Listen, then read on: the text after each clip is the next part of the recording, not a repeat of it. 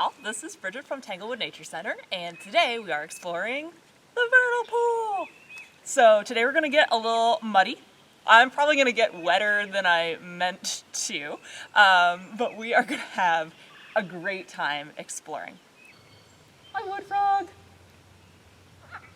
There's also spring peepers. I don't know if the camera's going to pick those up. Alright, so the vernal pool. What on earth is it? And why am I so excited about it every single spring? This vernal pool is really special because it's ephemeral. They're sometimes called ephemeral ponds, which means it's temporary.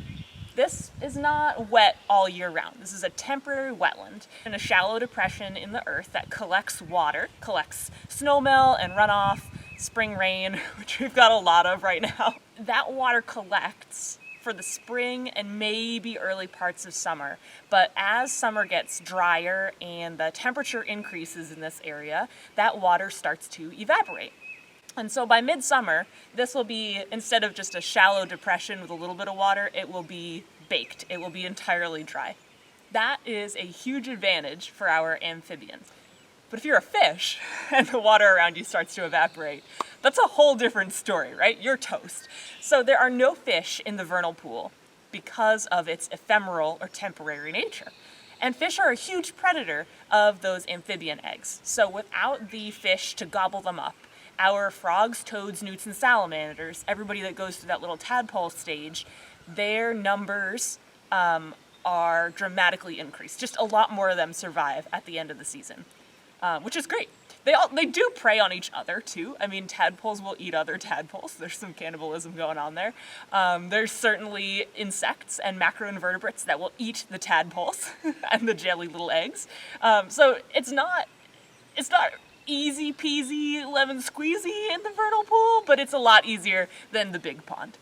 I want to show you a couple of the tools that I have, and then we'll just start getting in there. Resources. The more time you spend playing in the pond and the more time you spend getting muddy, the better you'll know this stuff, and soon it'll start to feel like a community that you're a part of. You don't have to study for any external reason. Just practice looking stuff up when you dig it out of the mud. Look it up for yourself and get to know them personally. It's nice to have little collection jars. These don't have to be fancy or formal. This is a peanut butter jar that's been cleaned. I have a spoon, and I have a magnifying glass, which is a little foggy right now. Come here, buddy. So the magnifying glass is nice for getting some of those details. The spoon is great for if I take a big scoop of water in my sample, I can pull out an individual animal that I want to look at this more closely. Or when I use my net, I'm going to use this water net and I'm going to scoop into the mud and the muck a lot of the times, and then I'll use my spoon to kind of negotiate the mud and the muck, look for things that are bubbling or moving, pull apart some cool stuff, and that will let me get a closer look at it instead of just a seething mass of pond funk, if you know what I mean. Alright, so here are some tools. Oh, and my boots! I recommend boots. The thing is, I would humbly suggest that it is good for kids and grown-ups to get muddy. I think mud and grass stains and the occasional bug bite are good for you. And I think trying to avoid that stuff in your life does a lot more damage than any little soggy toes that you're going to get when your sneakers get in the pond.